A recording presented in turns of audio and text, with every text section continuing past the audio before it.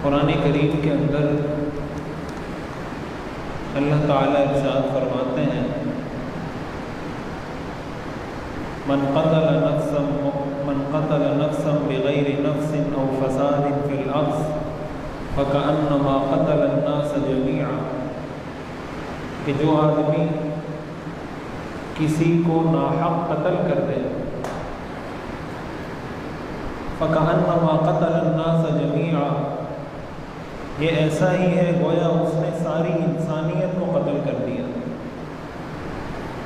वमन अहयाहा फ़कअन्नमा अहया अन्नास जमीआ, और जिसने किसी एक इंसान की जान बचाई, ये ऐसा ही है गोया उसने सारी इंसानियत को बचा लिया।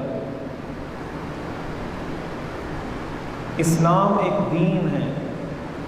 दीन का मतलब होता है मुकम्मल ज़ाब्ता हयात, complete code of life.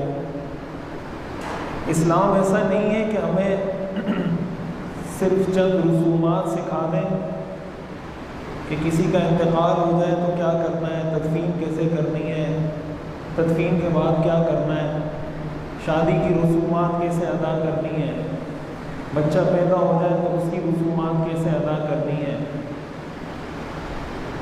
Father day मना लिया, मदर डे मना लिया, टीचर डे मना लिया, एक एक दिन मना लिया और बस।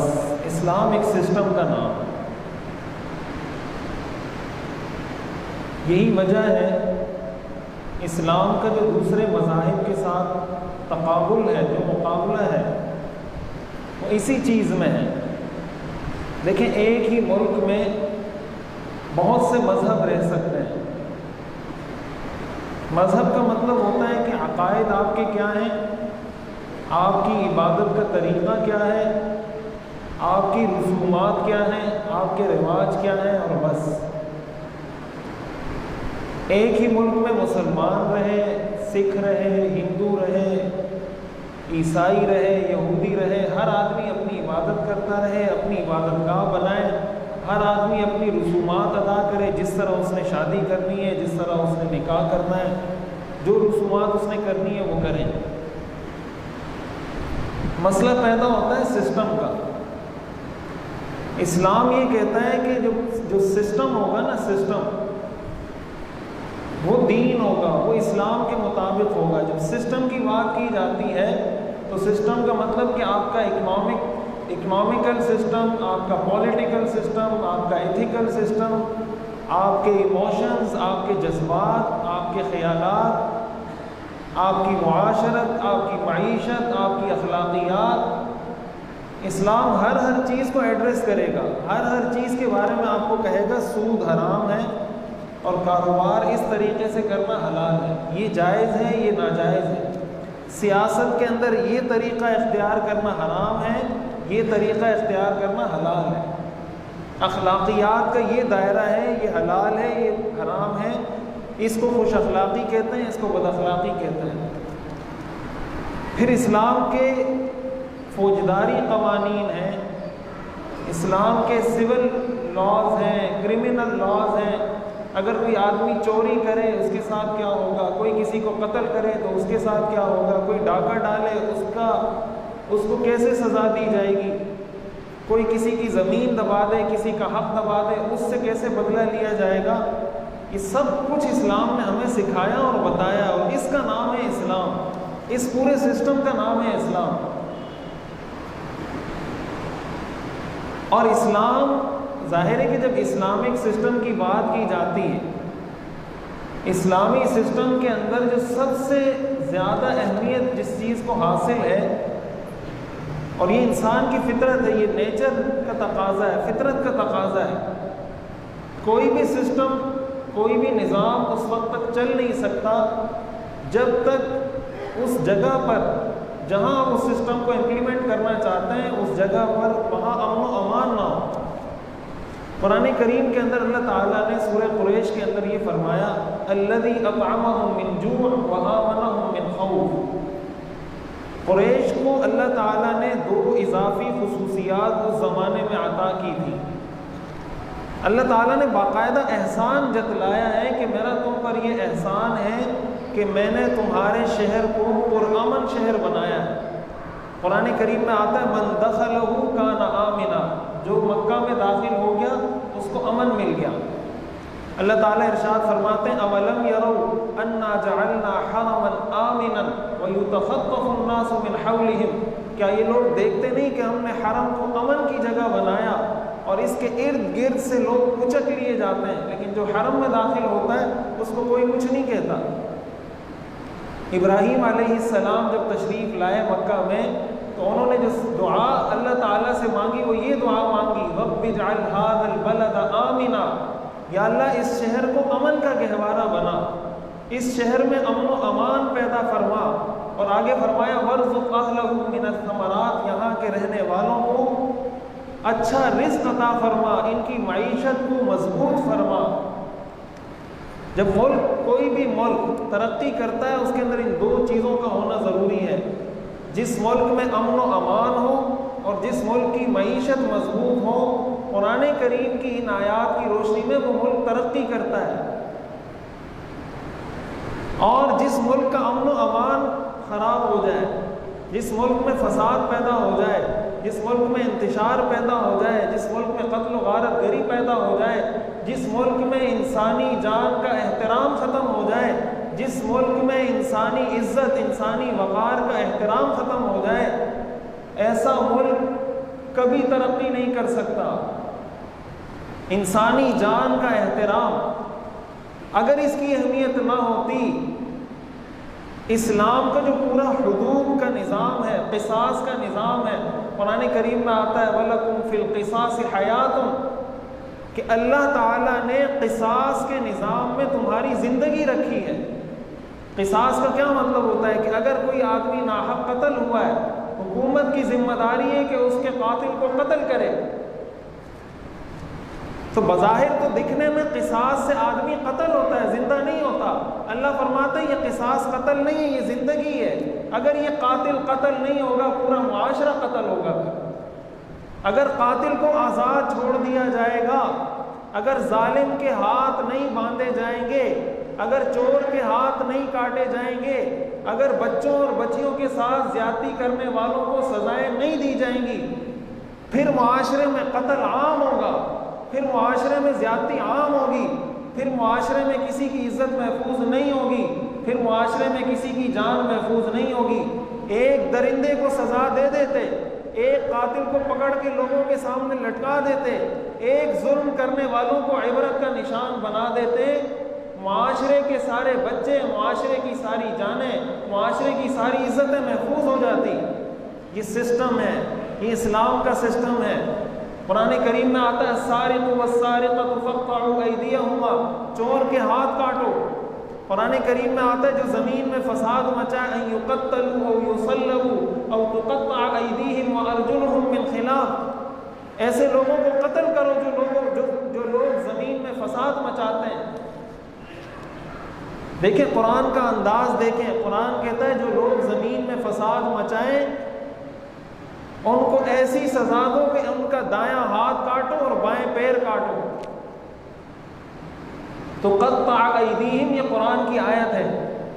जब ये बात की जाती है, इस्लाम के इस सिस्टम की बात की जाती है, तो लोग कहते हैं अगर इस्लामी सिस्टम आ गया तो मुआशरे में तो सारे लोग लूले लगड़े हो जाएंगे। ये बड़ा एतराज़ किया जाता है जो सेकुलर लोग हैं, मुआशरे में लूले लगड़े नहीं होंगे। आप किसी एक आदमी को इस तरह सज़ा देकर देखें, फिर देखें जुर्रत किसकी होती है ऐसा जुर्म करने की। मसला ये है हमारे यहाँ जो सबसे बड़ा प्रॉब्लम है वो ये है कि यहाँ कातिल आज़ाद हैं, यहाँ जालिम आज़ाद हैं। और जैसे कहा जाता है ना कि कुत्तों को खुला छोड़ दिया और पत्थरों को बांध दिया, पत्थरों को बांध के रखा हुआ है, कुत्तों को आज़ाद छोड़ दिया। भाई कुत्तों को बांधो, पत्थरों को छोड़ दो। जब कातिल आज़ाद होगा, उसको पता है कि मैंने कत्ल कर दिया, मैं जाऊंगा मेरी ज़मानत हो जाएगी, मुझे क्या होना है, मेरे ताल्लुकात हैं, मेरे पास पैसा है, मेरे पीछे फलां जमात की फलां सियासी सपोर्ट मुझे हासिल है, मेरा कोई क्या बिगाड़ सकता है। जब कोई सिस्टम नहीं होता फिर कत्ल आम होता है, लूले लंगड़े फिर होते हैं, बच्चे फिर यतीम होते हैं, औरतें तब बेवा होती हैं जब कोई सिस्टम ना हो। इस्लाम ने इसीलिए ये पूरा जो सिस्टम बनाया है कि चोर की ये सज़ा है, डाकू की ये सज़ा है, कातिल की ये सज़ा है, बच्चों के साथ ज़्यादती करने वाले की ये सज़ा है, मुआशरे में फसाद मचाने वालों की ये सज़ा है। बुनियादी मकसद इस्लाम का ये है कि इन चीज़ों को कंट्रोल किया जाए। ये इस्लाम का पूरा एक निज़ाम है, पूरा एक कानून है। हमारे यहाँ ये पाकिस्तान एक इस्लामी मुल्क है, इस्लाम के नाम पे बना है, ला इलाहा इल्लल्लाह के नाम पे बना है। हमारे यहाँ क्या होता है कि जब किसी के मफादात होते हैं, किसी के अपने कोई ज़ाती, सियासी, तंजीमी, तहरीकी मफादात होते हैं, उन मफादात की खातिर पूरे मुल्क को आग में झोंक दिया जाता है। जब वो मफादात ख़त्म होते हैं, जब उनको कंट्रोल करने की मर्जी उनकी होती है कि अब कंट्रोल करना है, कंट्रोल कर लेते हैं। उस दौरान कोई कत्ल होता है, उस दौरान किसी के साथ ज्यादती होती है, उस दौरान किसी पर जुल्म होता है, किसी को कोई परवाह नहीं। हदीस शरीफ में आता है हुजूर अलैहिस्सलातु वस्सलाम एक मरतबा बैतुल्लाह का तवाफ कर रहे थे। आपने बैतुल्लाह की तरफ मुतवज्जे होकर फरमाया, मा अत्यबका, ए बैतुल्लाह तू कितना खूबसूरत है। मा अत्यब रिहक, ए बैतुल्लाह तेरी खुशबू कितनी प्यारी है। मा अअज़मक, ए बैतुल्लाह तू कितनी अज़मतों वाला है। मा अअज़म हुर्मतक, ए बैतुल्लाह तेरा एहतराम कितना ज़्यादा है, दुनिया तेरा कितना एहतराम करती है। आगे हुजूर अलैहिस्सलातु वस्सलाम ने फरमाया, वल्लज़ी नफ्सु मुहम्मदिन बियदी, कसम है उस ज़ात की जिसके कब्ज़े में मोहम्मद की जान है, लहुर्मतुल मुमिन इंदल्लाहि अअज़म हुर्मतन दमिही व माली, एक मुसलमान के खून का एहतराम अल्लाह की नज़र में बैतुल्लाह के एहतराम से कई गुना ज़्यादा है। हमारे यहाँ अगर कोई बैतुल्लाह की बेएहतरामी करे, उसको क्या समझा जाता है? अगर कोई शख्स खाना काबा की बेएहतरामी करे, या माअज़ल्लाह कोई शख्स ये कहे कि मैं बैतुल्लाह को मुनहदिम करना चाहता हूँ, हमारे ख्यालात, तसव्वुरात उस शख्स के बारे में क्या होंगे? ये कैसा इंसान है? और अगर कोई आदमी किसी को कत्ल कर देता है, उसके बारे में हमारे तसव्वुरात और ख्यालात क्या होते हैं? और फिर अगर कोई आदमी किसी को दीन के नाम पे कत्ल करे, सवाब समझ के कत्ल करे, किसी मुसलमान को, कोई दूसरे शख्स को, किसी मुसलमान को सवाब समझ के कत्ल करे, वो कितना बड़ा मुजरिम होगा। जब हुजूर फरमा रहे कि मुसलमान की हुर्मत बैतुल्लाह से बहुत ज्यादा है।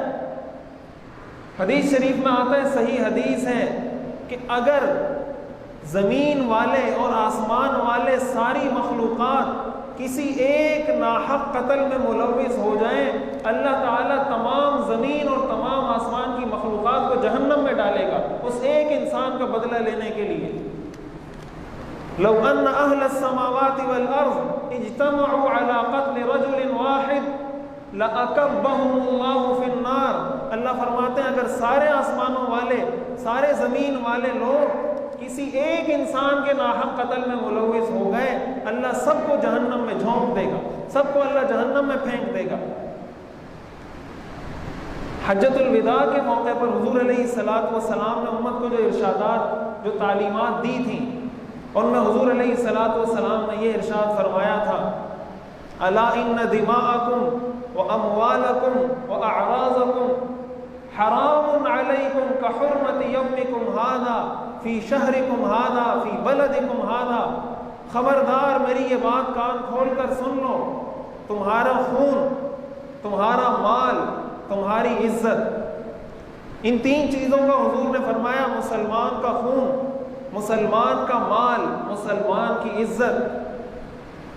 हुजूर ने फरमाया अल्लाह की नज़र में ऐसा ही काबिल एहतराम है ये तीनों चीज़ें, का हुर्मती शहरिकुम हादा, जिस तरह ये ज़िलहज्जा का महीना मुहतरम है, फ़ी बलदिकुम हादा, जिस तरह ये मक्का का शहर मुहतरम है, अरफात का मैदान मुहतरम है, फ़ी यौमिकुम हाज़ा, जिस तरह 9 ज़िलहज्जा का दिन मोहतरम है, हुज़ूर ने फरमाया मुसलमान का माल, उसकी जान, उसकी इज़्ज़त अल्लाह की नज़र में इतनी ही काबिल एहतराम है, बल्कि इससे ज़्यादा काबिल एहतराम है।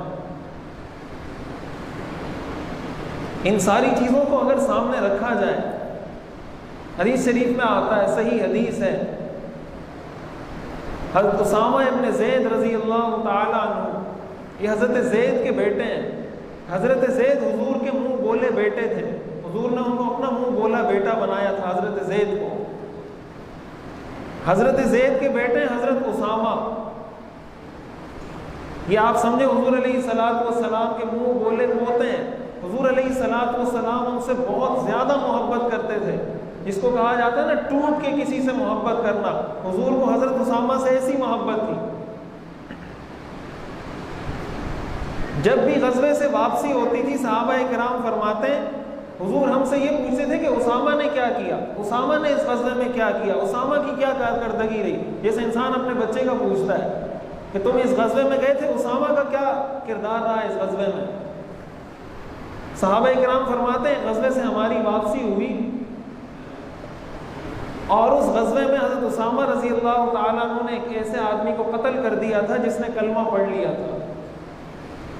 हुआ यूं कि जब गज़वा, जो जंग जारी थी, जब जंग इख्तिताम को पहुंचने लगी, काफिरों के जो लश्कर थे वो भागने लगे।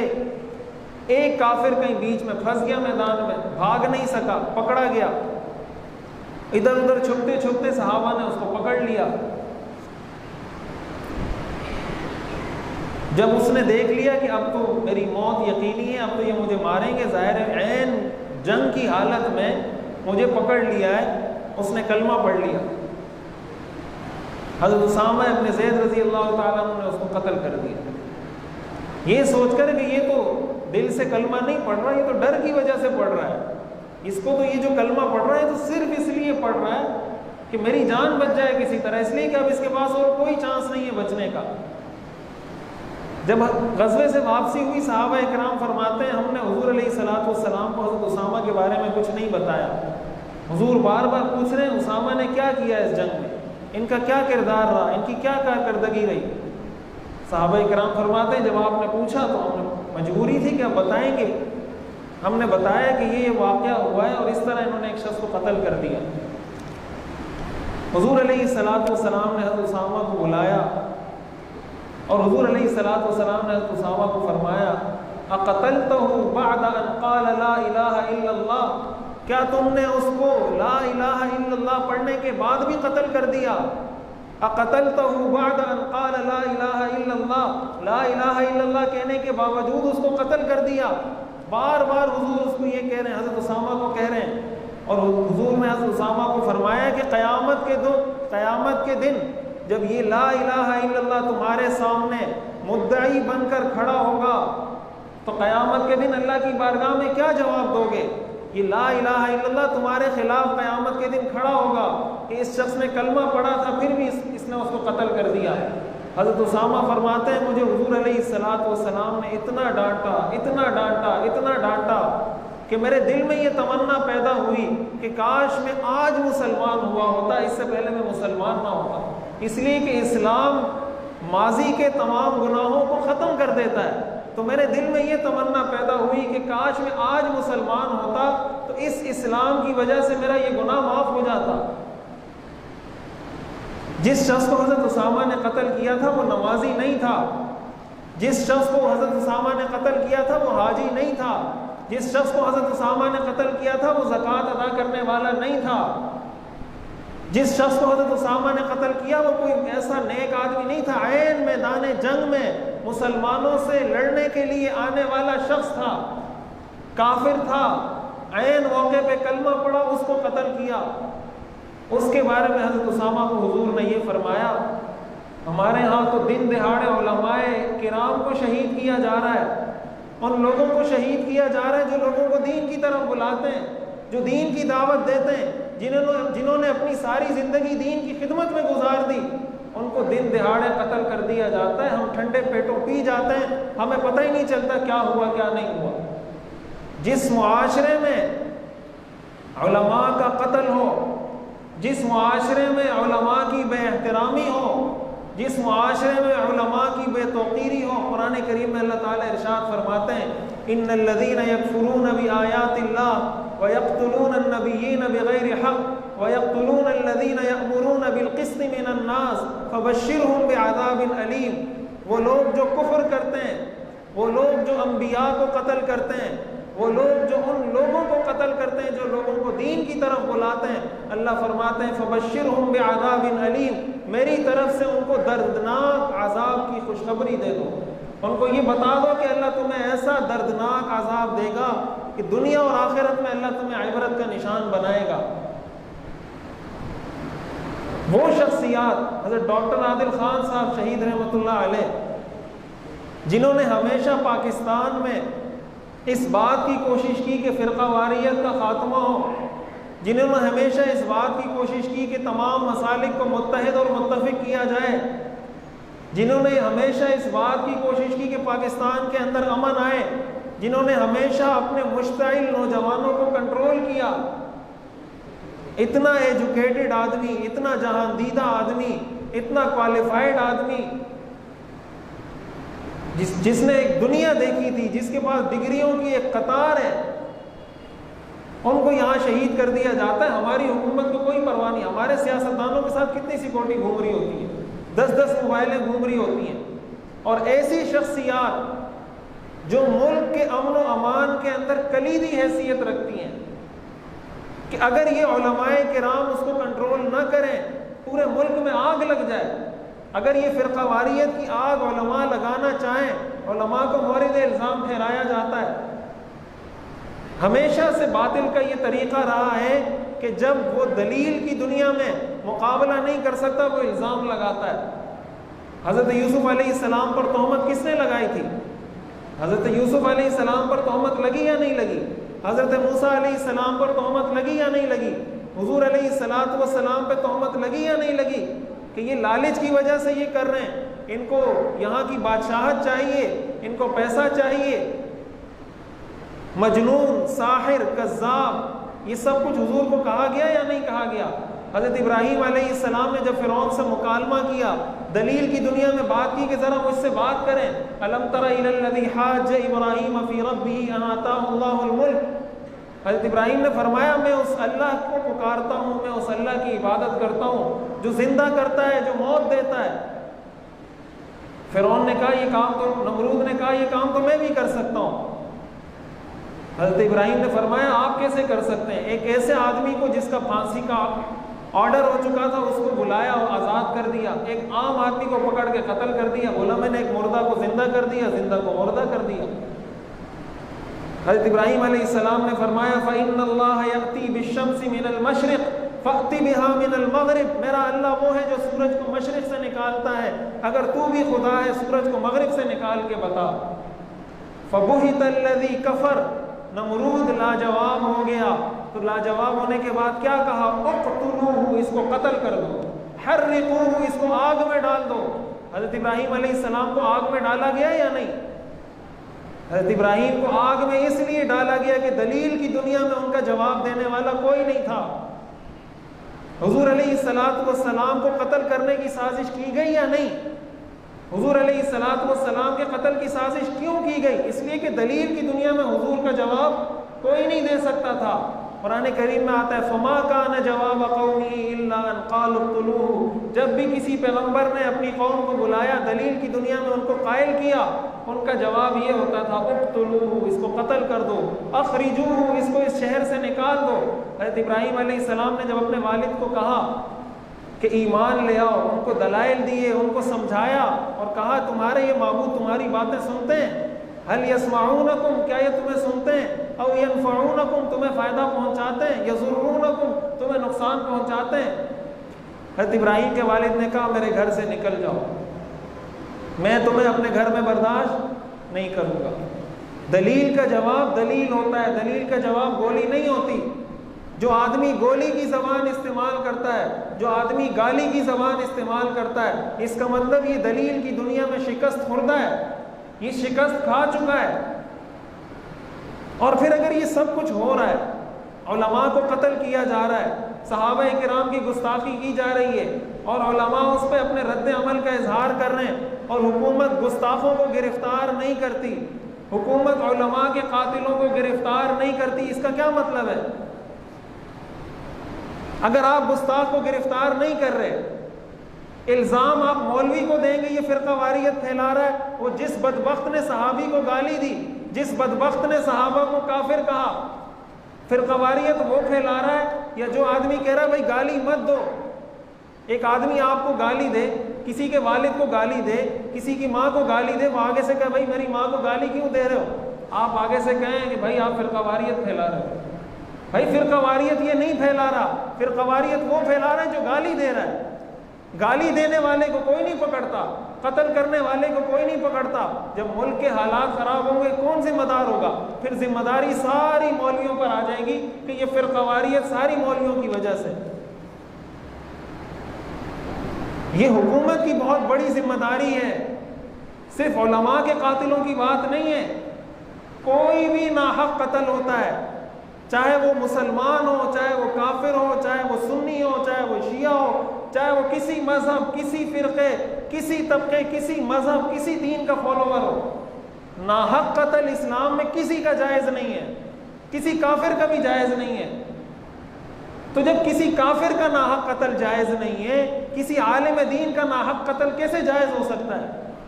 और फिर उसको कत्ल करने के बाद कातिलों को गिरफ्तार न करना, ये दर हकीकत इस बात की निशानी है कि हुकूमत मुल्क के अमन व अमान को बरकरार रखने में संजीदा नहीं है। अगर मुल्क का अमन व अमान ख़राब हो रहा है वो इस वजह से कि उलमा को कत्ल किया जा रहा है, इस वजह से कि सहाबा की शान में गुस्ताखी की जा रही है, इस वजह से कि अहले सुन्नत के मुक़द्दसात को गालियाँ दी जा रही हैं। एक आदमी कहे ये स्टील है, दूसरा आदमी कहे नहीं भाई ये स्टील नहीं है, ये तो पत्थर है।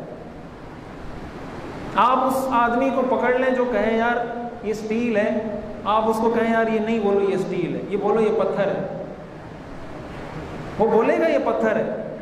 कभी भी नहीं बोलेगा, वो स्टील है भाई ये पत्थर नहीं है। और अगर वो कहे कि नहीं ये स्टील है तो आप कहें आप फ़िरका वारियत फैला रहे हो, और भाई इससे तो वो पीछे हट जाएगा, ये तो ईमान कुफर का मसला नहीं है, ये तो दीन का मसला नहीं है।